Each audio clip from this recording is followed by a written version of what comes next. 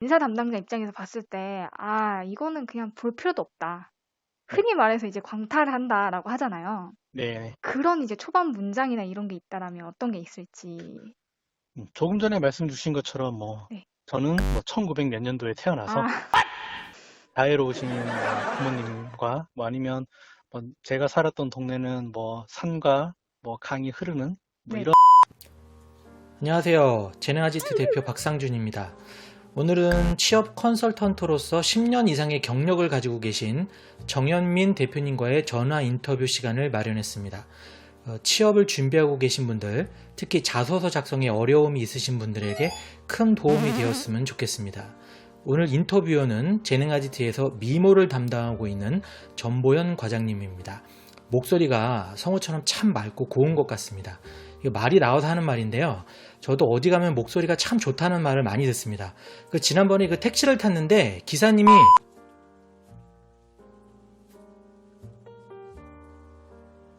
당락에 영향을 미칠 수 있고, 그래서 네. 절대 해서는 안 될 자소서 작성할 때 가장 큰 실수들을 좀 꼽아주실 수 있을까요? 일단 가장 대표적인 거는 네. 좀 경우에 안 맞는 단어들이 있거든요. 아, 네. 이 단어라고 하면 예를 들면 흔히들 좀 정중하게 표현한다고 하셔가지고 네. 귀사라는 표현을 가끔 쓰기도 해요. 네. 근데 이 귀사라는 거는 이제 보편적으로는 기업과 이제 기업 간에 이제 MOU를 맺는다던가 네.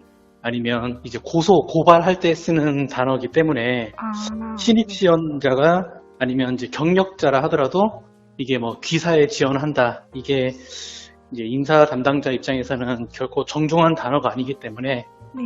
네, 그런 단어들은 좀 지양을 하는 게 좋은 것 같아요. 아, 이게 귀자가 들어가다 보니까 좀 네, 높여준다라는 느낌이 있어서 사용하는 경우들이 많은데, 오히려 그런 느낌이 아니군요. 그렇죠. 아, 엄밀히 말하면 직원과 그러니까 인사 담당자랑 인사 채용자, 네. 그다음에 입사 지원자는 동등한 입장은 아니기 때문에 네. 네, 회사 아무리 수평적인 문화를 강조하는 곳이라고 해도 좀 네. 그런 단어는 이제 적절치는 않아요. 그렇다면 아예 대놓고 그 기업의 이름을 정확하게 기재해주는 게 더 좋다라는 말씀이신 거네요? 네, 보편적으로는 대부분 그런 식으로 언급을 하는 게 네. 이제 가장 무난한 편이에요. 그리고 또 이제 다음으로 꼽아주실 수 있다라면, 네. 자극적인 단어는 최대한 안 쓰는 게 좋은 것 같기도 해요. 아, 네. 왜냐하면 자극적인 단어요. 네, 예를 들면 이제 본인의 성격의 장점을 너무 어필을 하려다가 네. 이게 그냥 꼼꼼하다 정도로 이렇게 표현할 수 있는 거를 나는 결벽 수준의 아니면 나는 완벽주의자다. 이 완벽주의라는 것도 좀 이게 너무 주관적인 견해가 들어가는 부분도 있고 기준이 네. 워낙 다르다 보니까 자극적인 표현을 쓴다고 하면 오히려 좀 안 좋은, 그러니까 선입견을 가질 수 있는 요소가 많아요. 그래서 네. 그런 부분도 별로 추천하고 싶지는 않고, 그리고 혹시 더 있을까요? 글쎄요. 여러 가지가 있다 보니까 네네. 제가, 딱 그럼 지금 떠오르시는 부분은 이 두 가지 네. 정도이신 건가요? 네. 네. 이 두 가지가 좀 민감한 부분이기도 하고, 가장 네. 민감한 부분이라고 보시는군요. 네. 네. 이거는 어차피 주관적인 견해긴 하지만, 네네네. 네, 그렇죠. 과거 이제 인사 쪽 담당을 했을 때도 이런 부분에 있어서는 그렇게 좋은 점수를 주지도 않았고, 네. 다른 쪽 인사 담당자들도 좀 비슷한 목소리를 내기는 했었어요. 그러면 이제 두 번째 질문으로 넘어가서 저희가 사실 이제 자기소개서라는 거를 쓸 때 글 자체를 쓰는 것 자체의 솜씨에 대한 고민도 고민인데 어떤 글감을 찾아서 어떻게 써야 될지, 그러니까 글감 찾는 것 자체가 어려운 경우가 정말 많거든요. 네. 지원 동기를 쓰라고 하는데 동기가 뭐지? 라고 싶을 때도 있고, 성장 과정을 써야 되는데 어떤 내용을 써야 될지 주제를 못 찾는 경우가 많은데, 이럴 네. 때 어떻게 하면 조금 괜찮은 소재, 좋은 소재 이런 걸 떠올릴 수 있을지 혹시 본인만의 어떤 비법이나 이런 게 있으시다면 공유해 주실 수 있을까요? 소재에 대한 부분에 이제 제언을 드리자면, 네. 이런 경험도 되나 싶은 내용들을 일단은 별도 다른 종이에다가 네. 하나하나씩 경험담을 다 쓰는 거예요. 간단하게. 네. 이제 본인 인생을 살면서 이런 내용도 내가 쓸 수 있을까 하는 부분을 정리를 싹 다 이제 간단하게 기술 형식으로 하다 보면 네. 그게 생각을 했을 때랑 실제로 적었을 때랑은 확실하게 차이가 있거든요. 아, 그러니까 그리고 이게 네, 떠올리는 것도 중요하지만 이거를 직접 적어보는 게 되게 중요하다라는 말씀이신 거네요. 네, 네. 아, 네네. 그래서 이제 그런 내용을 썼을 때 이 네. 자기소개서라는 게 워낙 이제 문항별로 좀 차이가 있으니까 네. 어떤 기업은 뭐 성취 경험을 물어보는 것도 있고 어떤 경험은 이제 어떤 문항은 실패 경험을 좀 물어보는 문항도 있기 때문에 네. 이제 본인의 경험담이나 이력들을 좀 간결하게 다 소재 면에서 정리를 하신 다음에 네. 거기에 맞게 여러 가지 이제 소스 이런 부분을 조금 선택을 해서 네. 그 다음에 글을 써내리면 훨씬 더 많은 소재가 나오는 편이에요. 세 번째 질문으로 넘어가면 네, 이제 지원 동기만큼이나 진짜 무조건 나오는 질문 중에 하나가 네, 자신의 장단점에 대해서 이제 쓰라는 질문이잖아요. 네, 네, 근데 사실 쓸 때 지원자 입장에서 장점은 아, 나 이렇게 괜찮은 사람입니다 라고 어필하는 거니까 괜찮은데 그나마 네, 솔직히 약점은 조금 고민이 많이 되거든요. 왜냐면 이것 때문에 내가 떨어지지 않을까라는 생각을 계속 하게 되니까요. 네, 네. 그래서 혹시 진짜 장점 덕분에 합격을 할 수 있다거나 아니면 진짜 약점 때문에 내가 떨어질 수도 있다라고 하는 경우가 진짜 있는지 굉장히 일단은 궁금해요. 그것 때문에 뭐 탈락을 시키는 경우는 솔직히 흔치는 않고요. 네. 예를 들면 이제 사회 통념상 맞지 않는 단점을 쓰는 경우라면 문제가 되겠죠. 예를 들면 그렇죠. 네. 내가 도벽이 있다던가 아니면 뭐 인간관계, 뭐 사회생활을 할 때 인간관계가 엉망이다. 네. 아니면 사람들이랑 쉽게 친해지기가 어렵다. 솔직히 이런 아. 부분도 조금 문제가 있는 애로사항인데 네. 단점을 일단은 이제 적었다는 것 자체가 본인 스스로 단점을 인지하고 있다는 점에서 이제 좀 자기 객관화가 가능한 인재라는 거를 의미를 하고요. 네. 그 다음에 단점을 보완하기 위한 노력을 썼다는 것은 네. 이 사람이 앞으로도 계속해서 성장할 수 있다라는 네. 부분을 암시하는 부분이기 때문에 제가 봤을 때는 장점과 단점의 비율을 뭐 5대5로 해도 솔직히 의미는 충분하다고 생각은 해요. 5대5로 해도 의미가 있다는 말씀이신 거죠? 네. 그럼 이 질문에서 조금만 더 발전해서 제가 추가적으로 질문을 드리고 싶은데, 네. 그러니까 제가 만약에 그런 약점을, 예를 들어서 아까 꼼꼼하다라고 관련해서 나는 좀 건망증이 있다, 뭐 자잘한 소지품을 잘 잃어버린다, 이런 거를 솔직히 굉장히 많이 흔하게 쓰거든요. 이게 무난해 보이니까. 네네. 근데 그렇게 썼다라고 가정을 했을 때, 만약 면접에서 뭐 그런 거는 어떻게 노력해서 해결이 되는 부분이 아니다라는 식으로 역으로 그 질문을 가지고, 그 약점을 쓴 부분을 가지고 질문이 나오게 되면 네네. 어떻게 답변하는 게 현명할지 혹시 조언해 주시겠어요? 일단은 뭐 본인이 잘 잊어버린다. 네, 네, 아니면 사소한 거를 잘 이제 깜빡깜빡한다. 네, 요거는 제가 조금 전에 말씀드렸던 네, 이제 좀 치명적인 네, 이제 사회생활을 함에 있어서 네. 흔히 말하는 뭐 약속 시간도 만약에 까먹을 정도라고 하면 좀 문제가 되는 요소잖아요. 그렇죠. 네, 다만 그런 부분은 최대한 지양하는 게 좀 낫겠지만 네, 만약에 그 부분을 어쩔 수 없이 작성을 했다. 그러면 그렇기 때문에 저는 항상 메모를 하는 습관을 가지고 있습니다. 뭐 이런 식으로 언급을 하면 이 사람은 그런 단점을 보완하기 위해서 이제 메모하는 습관이라는 장점을 가지고 있는 인재구나 라는 평가를 받을 수는 있어요. 그 다음으로 많이 이제 꼭 필수적으로 나오는 문항이 이제 성장 과정에 대해서 묻는 문항이잖아요. 네네. 근데 사실 이게 되게 많이 듣는 이야기이긴 한데 이제 뭐 다정하신 어머니와 완벽하신 아버지 아래 뭐 이렇게 시작하는 문장 있잖아요. 네네. 근데 이걸로 쓰지 말라 이런 걸 묻는 게 아니다라는 이야기는 진짜 많이 듣긴 하는데 네. 이게 좀 막연해서 그런지 이렇게 자기도 모르게 쓰게 되는 경우들이 많더라고요. 근데 네. 이렇게 쓰지 말라고 하는데 그 이유가 왜 그런지 알 수 있을까요? 일단은 대부분의 이제 대부분의 입사 지원자분들은 네, 그 뭐 자애로우신 뭐 어머니와 네, 그다음에 뭐 엄한 아버지 그러니까 이런 대부분 모든 부모님들이 다 똑같아요. 그쵸. 네, 한결같이 자녀분들을 사랑하는 마음은 다 똑같은 거고 네. 물론 몇몇 분들은 뭐 아니라고 말할 수 있는 특이 사안도 존재하겠지만 네. 그러니까 누구나 다 똑같은 얘기를 굳이 자기소개서에 쓸 필요는 없는 거죠. 그거는 자기소개라기보다는 그냥 일반적인 뭐 평범한 사람의 소개이기 때문에 네. 네, 그 내용으로 자기소개가 될 수는 없는 거죠.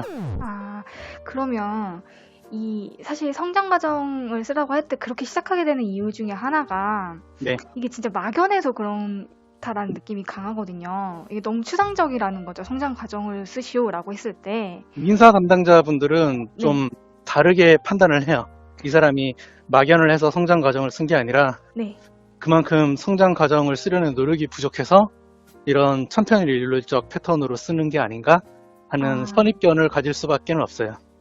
그러면 그러니까 결국 이 기업들에서 성장 과정을 물어봄으로써 이 지원자한테 딱 알고 싶은 게 어떤 건지를 알면 조금 더 도움이 될 것 같은데. 간결하게 두 가지 정도로만 좀 파악하려고 하는 부분이 있다고 생각을 해요. 네. 첫 번째는 내가 이제 이 사람이 네. 어떤 성장 과정을 통해서 어떠한 가치관을 확립을 했는가. 가치관. 그다음에 네. 그 다음에는 이 가치관을 통해서 어떤 성장기를 보냈는가. 성장기를 보냈는가를 알고 네. 싶어 한다는 말씀. 그렇죠. 그러니까 이 사람이 삶을 살아감에 있어서 그냥 막 살지는 않았을 거란 말이죠. 그렇죠. 최소한 이제 사람이 살아갈 때 네.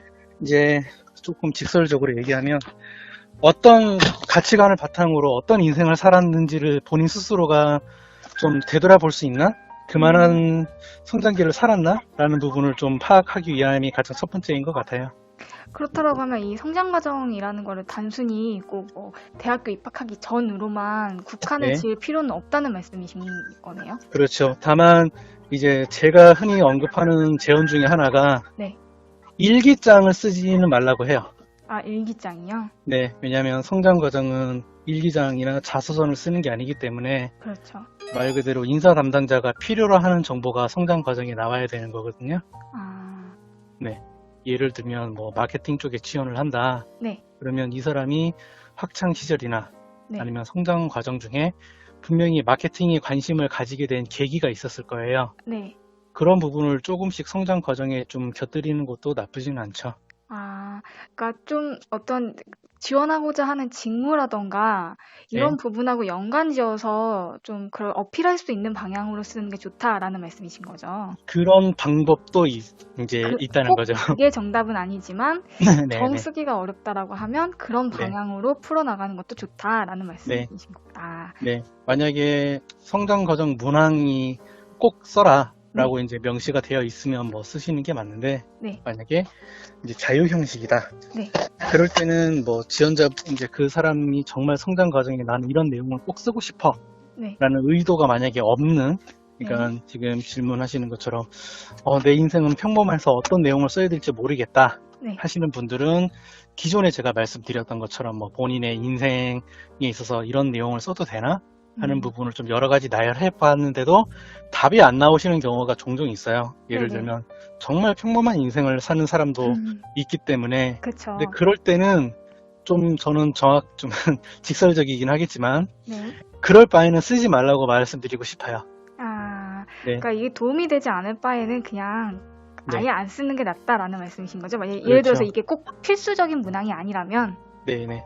다른 부분에 본인의 역량이나 특기를 아니면 자기 어필을 할 만한 다른 쪽 문항에 차라리 집중을 하시거나 네. 아니면 다른 부분으로 이제 언급을 하셔야지. 네. 성장 과정을 뭐 필수로 하는 곳이라면 모르겠지만 네. 이제 예를 들면 정말 뭐 보편적으로 성장 과정은 고등학교 졸업 이후 뭐 대학교 입학 전 이제 아니면 대학교 졸업 전 그때 기준으로만 일단 판단을 하거든요. 이제 보편적인 범주가 그 정도 범주예요. 그런데 만약에 이 사람이 뭐 한 37, 38이다. 그럼 거의 한 20년 전 이야기를 쓰는 거잖아요. 그렇죠. 네, 그럴 때는 20년 전에 나는 이런 삶을 살았습니다. 아니면 20년 전에는 이랬습니다.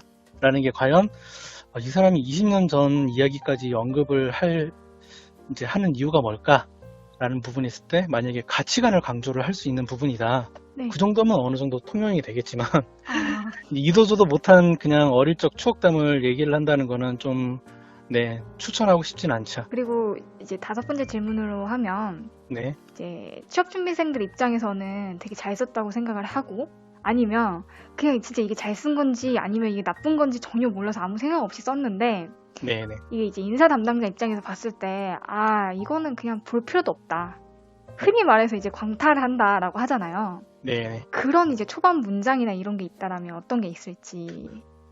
조금 전에 말씀 주신 것처럼 뭐 네. 저는 뭐 1900 몇 년도에 태어나서 아, 자애로우신 뭐 부모님과 뭐 아니면 뭐 제가 살았던 동네는 뭐 산과 뭐 강이 흐르는 뭐 네. 이런 이제 내용은 애초에 이제 읽을 가치가 없다고 판단하긴 해요. 물론 아, 그 문장만으로 솔직히 판단을 한다는 것도 좀 인사 담당자분이 좀 주의해야 될 요소 중에 하나지만 왜냐하면 나머지 내용은 또 좋을 수도 있으니까요. 그렇죠. 네, 다만 이 인사 담당자나 입사 채용자가 자기소개서를 하나 읽는데 투자하는 시간은 그렇게 길진 않거든요. 네. 네, 그렇기 때문에 이제 막 가장 좀 이제 지양하지 않는 부분, 네. 그런 부분은 조금 전에 말씀드렸던 이제 그런 부분이라 할 수 있죠. 그러니까 너무 이제 천편일률적 패턴도 좀 문제가 되는 거고 네. 반대로 너무 톡톡 튀는 자기소개서는 좀 네. 읽으려 하진 않아요. 아, 이게 또 너무 눈에 띄어도 오히려 네. 부담스럽게 느껴질 수 있는 거군요. 그렇죠. 뭐 예를 아, 들면 뭐 네. 저는 이제 막 뭐 안에서 깨어나기 시작하는 뭐 이런 사람입니다. 이런 내용 자체가 네. 이 사람은 자기소개서를 쓰라는데 너무 좀 이제 백일장 대회가 되는 거죠. 아, 네. 왜냐하면 뭐 이 사람이 정말 뭐 소설 쪽이나 네. 아니면 뭐 작가에 지원하지 않는 한 네. 이제 면접관이나 채용자가 그런 내용을 솔직히 읽을 의무도 없고 네. 네, 그럴 필요가 없는 거기 때문에 너무 또 톡톡 튀는 자기소개서는 또 문제가 돼요. 아, 좀 구색을 갖추되 네. 이제 좀 천편일률적 패턴에서는 좀 벗어나야 되지 않나. 아. 네, 그렇게 생각을 하고 있습니다. 그러면 아까 이제 앞서서 저희가 딱 읽자마자 초반에 좀, 이건 아니다 하는 그런 거에 대해서 질문을 드렸는데 반대로, 네. 반대는 아닌데 좀 이어져서 이제 그런 부분 때문에 딱 첫눈에 그 인터넷이나 이런 데 팁을 찾아보면 소제목을 딱 눈에 띄게 지어야 한다라는 팁이 진짜 많이 나와요. 그렇죠. 네, 그래야 이제 그 많은 자소서들 중에서도 눈에 띌 수 있다라고 하기 때문에. 근데 이제 이 가끔 보면 그 글자 수가 되게 제한되는 경우들이 있잖아요. 그럴 경우에는 네. 꼭 소제목을 지어야 하는 건지. 일단은 좀 그 소제목은 네. 호불호가 갈리긴 한데 호불호가 갈리나요? 네. 네. 소제목 때문에 탈락시킨다든가 네. 소제목 때문에 합격시키는 경우는 없어요. 네네네. 이거는 제가 이제 좀 소신 발언을 하자면 네. 소제목 때문에 합격할 자기소개서가 뭐 떨어지거나 하진 않고 네. 떨어질 자기소개서가 합격하거나 하진 않거든요. 네. 그렇기 때문에 저는 소제목에 대해서는 뭐 입사에 유리하게 적용되거나 불리하게 적용될 정도의 가치는 아니다라고 생각을 합니다. 실제로도 그런 식으로 많이 언급을 하는 편이고요. 그러면 근데 소제목 적을 때도 아까 말씀하신 것처럼 너무 지나치게 튀는 방향으로 짓는 것도 좋지는 않겠네요. 네, 그렇죠. 질문을 드리자면 네, 진짜 글솜씨가 없고 처음 써봐서 막막하다라고 하는 사람들 입장에서 네. 그러니까 이렇게만 써도 어쨌든 기본은 한다라고 하는 작성 팁이 있을지 말씀해 주시겠어요? 문항 질문에 맞는 정확한 답변을 하는 게 가장 팁이라고 생각을 해요. 문항 예를 질문에 들면, 가장 네. 맞는? 네. 예를 들면 성장 과정을 쓰라고 하면 성장 과정만 쓰면 되는 거고 성격의 장단점을 쓰라고 하면 성격의 장단점만 쓰시면 되는데 성격의 장단점에 본인의 인생사나 경험담을 구구절절 쓰는 사람도 있고 네. 회사 선택의 이유를 물어보는 지원 동기 쪽에서도 이 지원 동기가 아니라 본인의 인생사를 쓰는 사람도 적지 않게 있거든요. 그래서 그런 부분은 조금 좀 그러니까 문항 질문의 의도에 맞지 않게 쓰는 거를 지향을 하면 중간은 간다라고 생각은 합니다. 결국에는 문제의 핵심을 파악해서 답변해야 된다라는 말씀이신 거네요. 네, 맞습니다. 네, 그러면은 앞선 질문이랑 좀 이어져가지고 직설적으로 네. 말을 했을 때 네. 소위 인사 담당자한테 왜 먹히는 자소서 있잖아요. 딱 봐도 괜찮다 하는 그런 게 어떤 게 있을지. 먹히는 자기소개서라고 하면 기존 질문하고 답은 같아요. 문항 질문의 의도를 정확하게 파악을 하고 네. 거기에 맞는 정확한 답을 도입부에 작성을 하는 것 자체가 가장 이상적이죠.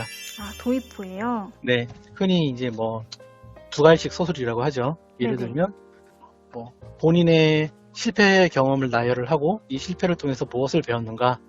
그럴 때 정말 도입부에 나는 이런 실패를 통해서 이런 경험을 이런 뭐 깨달음을 얻었습니다 하고 이후에는 뭐 경험담을 썼을 때 좀 집중이 잘 되는 거죠. 아, 이 사람이 어떤 실수였을까 하는 부분에 대한 관심도를 유발할 수도 있고요. 아, 그러니까 결론은 먼저 딱 내가 뭐가 배웠다라는 걸 말하는 게 가장 중요하다라는 말씀이신 거네요. 이제 문항 질문에 대한 답이 정확하다는 거죠. 의미가. 이제 지원 동기가 또 필수적인 질문인데, 그렇죠. 네, 근데 모든 지원자들이 다 지원 부서와 유관한 알바 경험이나 뭐 동호회, 자원봉사 활동 이런 것들을 한 경우는 아니잖아요. 네, 그런 네. 경험이 전혀 없다라고 하는 경우에 네. 어떻게 지원 동기를 풀어나가는 게 좋을지 조언을 좀 해주시겠어요? 일단은 이제 지금 말씀하시는 부분 같은 경우에도 많은 이제 취업 준비생 분들이 고민하고 있다는 거는 이제 충분히 공감을 하고 네. 인지는 하고 있는 부분이긴 한데 네. 일단은 제가 되려 이제 좀 되묻고 싶은 게 꼭 그쪽 관련 경험이나 네. 이런 이제 경력 아니면 이런 부분이 꼭 있어야지만 지원할 수 있는 건 아니거든요. 그렇죠. 네, 그렇기 때문에 지원 동기는 말 그대로 이제 왜 이 회사에 지원했는가, 혹은 내가 왜 이 왜 이 직무를 선택했는가를 물어보는 거지. 네. 내가 이런 뭐 관련 유관 경험이나 이런 부분이 있다. 아니면 내가 이 비슷한 업무 역량을 가지고 있다라는 부분을 쓰는 문항은 아니에요. 엄밀히 말하면. 네. 만약에 뭐 본인이 회사를 선택을 했을 때 가장 중요하게 보는 기준이 무엇인지, 그 다음에 지원하는 회사가 이제 그 기준에 부합하는 이유 정도를 쓰는 것까지는 가장 무난하다고 봐요. 네. 지원 동기의 취지에 맞으니까. 이제 거기에서 내가 이 회사 입사를 위해서 뭐 어떤 노력을 했는지에서는 그 경험을 간단하게 쓰셔도 괜찮다고 생각은 해요. 다만 그런 경험이 없기 때문에 뭐 지원 동기를 쓰는 게 고민이다 하는 거는 저는 좀 불필요한 고민이라고 생각을 하거든요. 왜냐면 네. 지원 동기는 말 그대로 회사 선택의 이유를 쓰는 거지. 네, 내가 이런 관련 경험이 없다, 아니면 내가 이런 관련 경험이 있다 같은 거를 좀 강조하거나 그런 부분을 쓰는 문항은 아니에요. 엄밀히 말해서는. 근데 이제 또 쓰는 입장에서 봤을 때는 이제 네. 또 얘기 듣는 것 중에 하나가 기업들이 그 뭐 입사를 해서 내가 열심히 배우겠습니다 라는 식으로 말을 하는 거를 좋아하지 않는다, 선호하지 않는다라는 이야기들을 많이 들어요. 그런데 그거에 연관지어서 봤을 때 내가 이쪽에 경험이 전혀 없는데 그러면 이 직무에 대한 파악이 안 되어 있다는 거고 결국은 입사해서 배우겠다라는 의미로 해석되지 않을까라는 걱정 때문에 이제 그렇게 고민을 하게 되는 부분이거든요. 뭐 기업마다 좀 여러 가지 차이가 있겠지만 네. 지금 말씀하시는 범주는 아마 이제 경력자 기준에서의 좀 평가가 될 수는 있어요. 예를 네. 들면 신입 지원자는 네. 회사에 들어가자마자 하는 일이 OJT라고 아니면 오리엔테이션, 네. 그러니까 직무를 배우는 일이에요. 그렇죠. 그러니까 내가 준비가 됐으니까 너희 회사에 지원한다. 이런 슬로건 자체가 엄밀히 말하면 건방져 보일 수도 있고, 네. 그리고 신입사원은 일을 배우는 게 이제 맞다고 생각은 해요. 근데 가끔씩 뭐 지금 질문 주시는 지금 선생님께서도 네. 이제 여러 군데에서 이렇게 정보를 받고 이렇게 이제 이런 식으로 질문을 이렇게 주시는 부분은 맞는데, 네. 이제 취업 박람회 쪽에서 대부분 하는 질문 중에, 그러니까 답변 중에 하나가 네. 뭐 자기소개서를 쓸 때 뭐 배우겠습니다 이런 내용을 쓰면 안 됩니다 라고 맞아요. 말하는 네, 인사 담당. 그런다고. 네, 그런데 그런 인사 담당자는 감히 단언하건대 한 사람도 없어요, 실제로. 아마 그런 발언을 하시는 분들은 대부분 자기소개서 컨설턴트나 네. 아니면 이제 뭐 흔히 말하는 이제 좀 저랑 비슷할지는 모르겠지만 네. 이제 말 그대로 자기소개서 첨삭이나 이런 면접 같은, 그러니까 입시 컨설팅을 업으로 삼는 분들이 조금 이제 주장하는 바라고 생각은 하거든요. 이 부분에서 네. 좀 결이 다를 수는 있겠지만 네. 이제 흔히 말하는 이제 좀 오해 같은 부분이라고 생각은 해요. 예를 들면 몇몇 분들은 자기소개서 특강에서 소제목이 가장 중요합니다 라고 하시는 분들도 있고, 어떤 분들은 뭐 신입 지원자라 하더라도 배우겠습니다 라는 말은 절대 쓰면 안 됩니다. 회사는 뭐 돈을 주는 이제 일을 하고 거기에 대한 대가를 받는 곳이지 뭐 가르치는 곳이 돈을 주면서 가르치는 곳이 아닙니다. 뭐 이런 식으로 설득 아닌 설득을 하시는 분들이 있다는 거는 저도 알고는 있어요. 네. 그런데 실제로 저도 이제 삼성 쪽이나 이제 아니면 대기업 쪽 인사 쪽 담당이나 인사 채용을 했던 입장에서 말씀을 드리면 그런 내용들은 다 사실이 아닙니다. 아, 이게 네, 굉장히 다들 그렇게 생각을 하고 있어서 네. 이렇게 질문을 드렸던 건데 이게 약간 오해가 있는 부분이네요. 많은 오해가 있다고 생각을 해요. 실제로 그러게요. 네. 만약에 내가 신입사원이지만 이런 부분에서 능숙하고 이런 부분이 있으니까 뭐 업무에 빨리 적응할 수는 있습니다. 정도까지는 솔직히 이 사람은 업무 적응에 자신이 있구나 라는 정도까지는 뭐 어느 정도 통용이 될 수는 있지만 네. 나는 안 배워도 됩니다. 나는 모든 걸 다 알기 때문에 관련 경험도 했어요. 그러니까 가르칠 필요 없습니다. 이런 의도로 해석될 수가 있거든요. 아, 이게 반대로 오히려 받아들여질 수 있네요. 그렇죠. 네. 아. 건방진 거죠. 엄밀히 말하면. 아. 아니, 이 사람은 예를 들면 어떤 회사 같은 경우에는 중견기업이나 대기업 기준 네. 3년이나 5년이 지나서도 계속해서 자기 개발이나 업무에 대해서 배우는 직무가 있는데 이제 기술적인 직무도 그렇겠죠. 네. 그런데 나는 이제 배우지 않겠습니다. 라는 취지로 받아들이면 이제 같이 일할 필요가 없는 거죠. 뭐야, 이 사람은 자기 개발을 할 의지가 없나? 네, 오히려 그렇게 접근을 하는 부분도 있고, 실제로도 이제 대다수가 오히려 뭐, 노력하겠습니다. 배우는 자세로 들어가겠습니다. 물론 배우는 자세라고 언급을 하는 것 자체가 좀 천편일률적 패턴으로 간주가 되긴 해요. 네. 다만, 여기에서의 이제 언급하는 천편일률적 패턴은 내가 이제 직무에 대한 역량을 습득하기 위해 어떤 계획을 가지고 있는지를 쓰는 사람과 네. 그냥 막연하게 배우는 자세로 열심히 일하겠습니다. 성실히 일하겠습니다. 하는 사람의 그 차이지, 이제 배우는 자세를 전혀 언급하지 않는다면 좀 좋지 않은 평가를 받는 편이라고 생각은 해요. 아, 네. 네. 엄청 큰 도움이 될 것 같았어요. 방금 답변해 주신 부분들이. 그래서 좀 저는 직설적으로 물어보긴 하거든요. 예를 네. 들면, 저 취업 박람회 갔다 왔을 때 네, 네. 어떤 뭐 이제 취업에 성공한 사람은 이런 식으로 써서 합격하니까 이런 식으로 쓰라는데요? 라고 질문도 솔직히 많이 받긴 해요. 네. 그러면 그럴 때 제가 이제 질문을 드리는 거는 그런 방식으로 이제 그런 공식으로 자기소개서를 쓰면 네. 모든 자기소개서가 똑같은 방향으로 나올 거예요. 그렇죠. 아무래도. 네. 그런데 이제 공부에도 솔직히 왕도가 없는 것처럼 네. 사람들마다 다 개개인의 인생사가 있고 자기소개서에 대한 부분도 각각 다 다른 자기소개서로 합격을 하는 경우가 있는데 무조건 그 방식에 맞춰서 자기소개서를 써야 된다? 그거야말로 정말 편협한 사고라고 생각을 하거든요. 네. 그래서 제가 좀 이제 몇몇 이제 컨설턴트 분들, 그러니까 일부라고는 저는 말씀을 드리고 싶은 게 네네. 본인이 과거에 자기소개서를 이렇게 써서 합격했다고 해서 그 방식을 고집하는 분들도 적지 않다고는 알고는 있어요.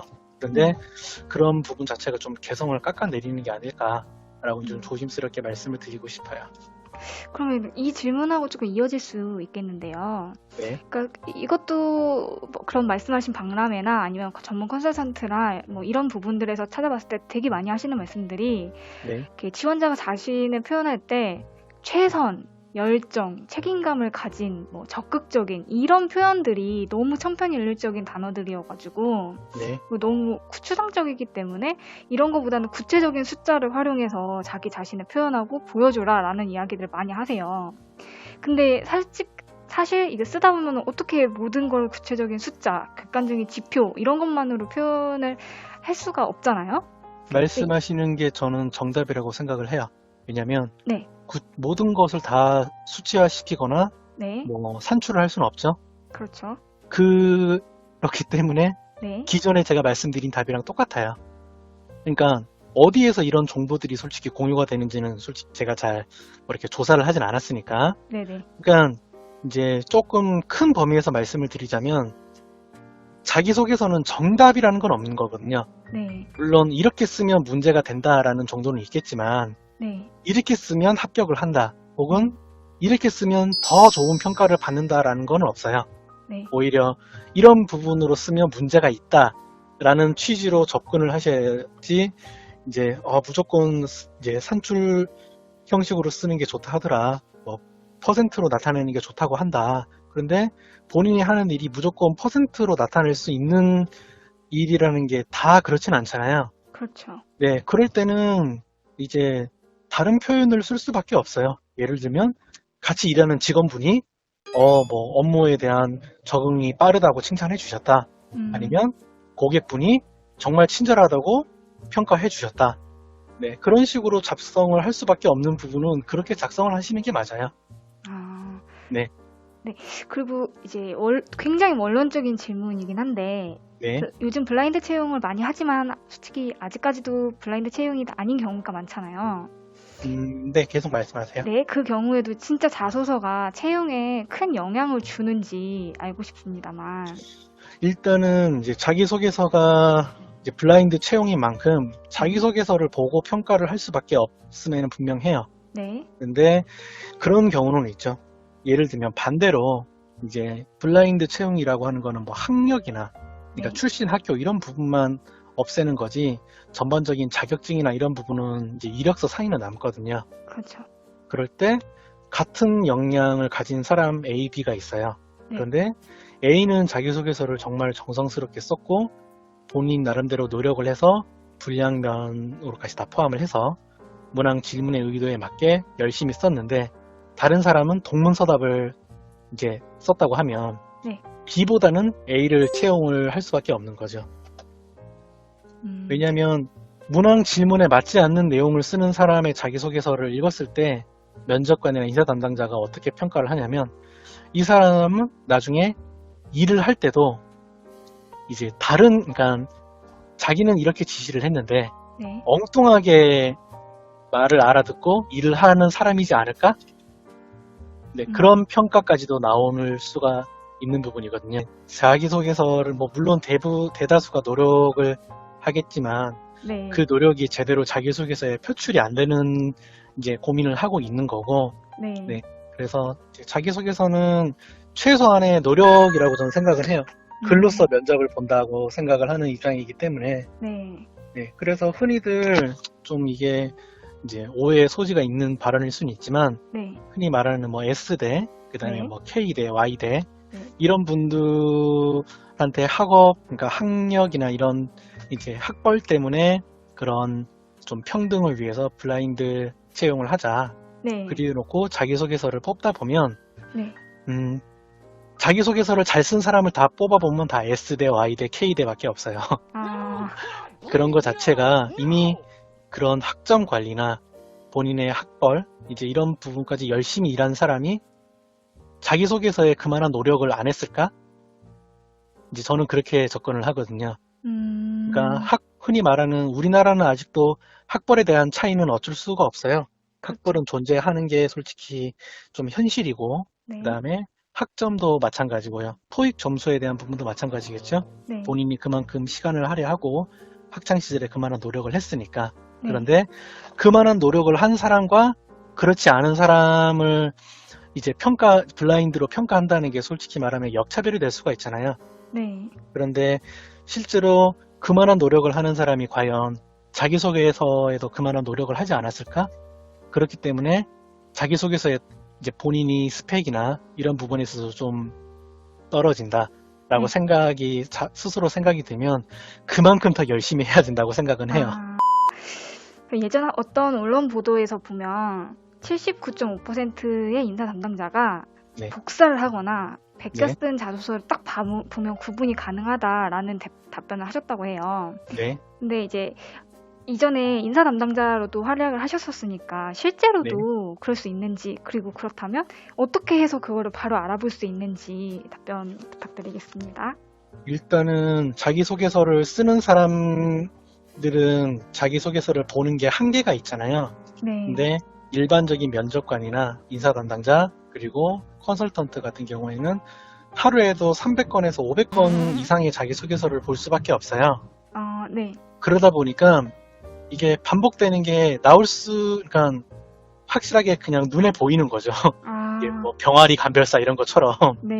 이제 대충 특정 문장만 봐도 이 사람은 다른 사람의 자기소개서를 베꼈나?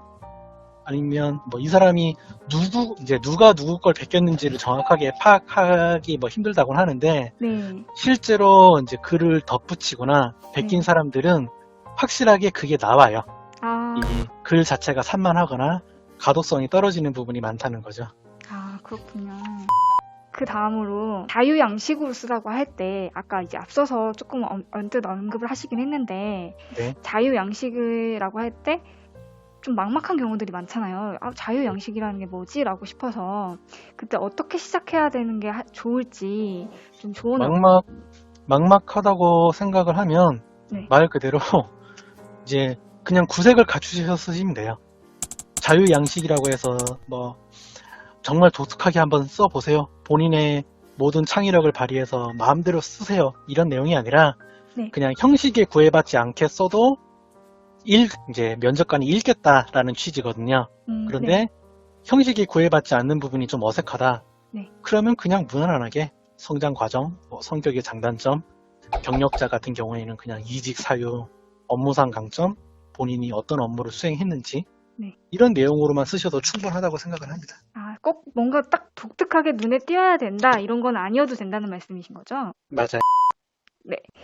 그리고 이제 자소서마다도 자기소개서를 쓸 때 업무마다 조금씩 특색이 있을 수 있잖아요. 뭐 생산직이면 생산직, 보안직이면 보안직. 네. 근데 이런 특화된 자소서를 쓸 때는 보면 자료가 많이 없으니까 어떻게 써야 될지 막막한 경우들이 좀 많거든요. 이럴 때 어떤 걸 참고하면 좋을지, 뭐 어떻게 하는 방법이 있을지 좀 조언 얻고 싶은데요. 특수직 같은 경우에는 네. 본인이 이 특수직에 대해서 어느 정도 좀 파악하고자 노력을 했다. 아니면 이제 본인이 아는 특수직은 이런 업무를 수행을 하고 있기 때문에 나는 이러한 역량을 키우기 위해서 뭐 어떤 경험을 했다. 만약에 경험이 없다고 하면 뭐 여러 가지, 그러니까 그 특수 직무에 지원한 계기라는 게 있을 거예요. 네. 그래서 내가 이 특수 직무에 관심을 어느 정도로 가지고 있고 실제로 이 직무에 지원하기 위해서 뭐 어떤 것들을 조금 뭐 하고자 했다, 파악을 했다, 노력을 했다, 요 정도로 작성을 하시는 게 가장 무난해요. 만약에 특수직인데 나는 어떤 일인지 모르지만 그냥 이 특수직에 지원을 했다, 이런 내용은 뽑질 않는 거죠. 열정이라는 거는 말 그대로 그만한 이제 행동, 네. 노력이 수반되어야 되는데 말만 하는 열정은 솔직히 의미가 없는 거거든요. 청원 경찰이나 네. 흔히 말하는 뭐 공무직 같은 게 있겠죠. 그렇죠. 그런 쪽 같은 경우에는 이제 본인이 이 직무에 왜 이 직무에 지원을 했는지를 좀 설득을 시키긴 해야 될 것 같기도 해요. 왜냐하면 이런 특수한 직무를 그냥 호기심에 하고 싶어서 지원했다? 그러면 면접관이나 채용자가 호기심에 지원하는 지원자를 뽑을 이유는 없는 거죠. 이제 자소서 첨삭 관련해서 마지막으로 질문을 드리면, 네, 이제 잡코리아, 뭐 사람인 이런 데 보통 채용 공고가 많이 올라와 있잖아요. 네, 근데 이런 취업 포털 온라인 양식으로 지원하는 것도 가능하고, 자사 네. 양식 아니면 뭐 자사 홈페이지, 자사 이메일을 통해서 지원하세요, 뭐 이렇게 두 가지 경우를 둘 다 열어놓는 경우가 있는데, 네. 이 동시에 지원할 때 꼭 자사 양식이나 자사 홈페이지 이메일로 지원을 하지 않으면 좀 불리할 것 같다라는 생각이 들 때가 있거든요. 일단은 뭐 불리하다라고 솔직히 정형화되진 않지만 네. 이제 객관적으로 봤을 때도 그냥 본인의 이력서를 고치지 않고 내는 사람이랑 최소 자사 양식에 맞춰서 쓰려고 노력한 사람 중에서 전자보다는 후자에 좀 많은 좋은 인상을 주긴 하죠. 네, 뭐 페널티라기보다는 어드밴티지를 준다고 생각한다고 보시면 돼요. 마이너스는 아닌데 그렇다고 오히려 플러스 되는 쪽은 그쪽이다라는 말씀이신 거죠? 그렇죠. 네, 알겠습니다. 요즘 대표님께서 뭐 경영 컨설팅도 하시고 자소서 첨삭도 해주시고 기업 M&A나 뭐 이런 거 되게 다양한 일들을 동시에 많이 하고 계시더라고요. 찾아보니까. 네. 근데 이제 그 중에서 가장 최근에 시작하신 사업 쪽이 그 재소자 가족들을 지원하는 분야이던데 네. 이게 어떤 분야인 건지 조금 간략하게 알고 싶습니다. 이제 이전에, 그러니까 제가 처음으로 진행한 건 아니고요. 네. 다만 이제 과거에는 좀 안 좋은 이제 좀 분위기, 흔히 말하는 이제 불법과 편법 사이를 좀 오고 가는 부분이었는데, 흔히 말하는 재소자들의 심부름꾼 같은 사업이 원래 옛날에는 있었어요. 흔히 네. 말하는 이제 옥바라지라고 해서 감옥에 있는 사람들이 실제로 이제 사회에서 어떻게 얻기 어려운 것들이나 이제 현재 제한되어 있는 상황에서 본인이 좀 하고자 하는 부분을 이렇게 시키는 서비스였는데, 네. 이제 저는 이런 서비스가 왜 꼭 재소자들의 그런 불법적인 부분으로만 진행이 돼야 될까라는 생각으로 이제 재소자와 재소자 가족 간의 좀 소통을 주도할 수 있는 좀 이제 양적인 부분에서 좀 좋은 좀 긍정적인 형식으로 진행하면 되지 않을까 싶어서 시작을 하게 된 사업이에요. 아, 그러면 혹시 그 사업을 하시면서 뭐 특별히 기억에 남는 사례? 뭐 이런 부분들이 있는지. 이제 어떤 실수로, 뭐 순간적인 실수라고 보면 안 되죠. 엄밀히 말하면 범죄자분들이니까. 네. 근데 본인이 범죄를 해서 이제 감옥 한 사람은 수감이 돼 있고, 그로 인해서 이제 가족이 좀 해체될 뻔한 위기를 겪은 상황이 있어요. 네. 그런데 아무래도 재소자분들은 이제 그쪽 분들하고 연락을 할 수 있는 커넥션이 부족한 거고, 네. 그다음에 가족들도 실제 이제 본인이 생계가 좀 달리다 보니까 재소자 분들하고 좀 이렇게 서로 소통하기가 소원할 때 제가 이제 그쪽에서 계속 중간 입장에서 여러 소식을 전달을 해주고, 네. 이런 부분 때문에 결국 이혼 위기가 있었지만 이혼을 철회하고 이제 네. 출소까지 이제 좀 화목하게 이제 음, 가정을 유지를 할 수 있었고, 네. 그 덕분에 뭐 그때 있었던 자녀분들도 이제 좀 정상적인 가정에서 네. 이제 잘할 수 있다라는 부분에 있어서 좀 성취감을 느낀 부분이 있었어요.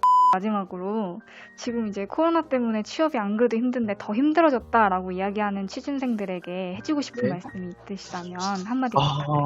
조금 팩트 폭력을 하자면 네. 코로나 때문에 힘들어졌다는 솔직히 전 핑계라고 생각을 해요. 네. 왜냐하면 코로나 이전에도 이미 취업의 문은 힘들었었고, 다만 단순하게 힘내라라고 말씀드리기는 너무 많은 사람들이 열심히 노력을 하고 있기 때문에 그런 사람들하고 경쟁하기 위해서는 좀 이제 코로나 때문이다라는 생각보다는 이제 코로나 때문에 이런 부분이 있으니까 본인이 어떻게 좀 바뀌어야 될까, 아니면 그거를 인정을 하고 어떻게 또 노력을 해야 될 부분을 고민하시는 게 더 낫다고 생각은 해요. 코로나로 힘든 사람들도 취업에 성공하는 사람도 있고, 네, 흔히 말하는 뭐 이제 창업을 해서 대박 나는 사람도 있을 것이고, 코로나 시국에도 좋은 기업에 합격하는 사람도 있는데, 떨어졌다고 해서 그거를 코로나 때문이다, 코로나 때문에 힘들다, 이런 식으로 계속 좀 합리화를 시키면 안 된다고 생각을 하는 입장입니다.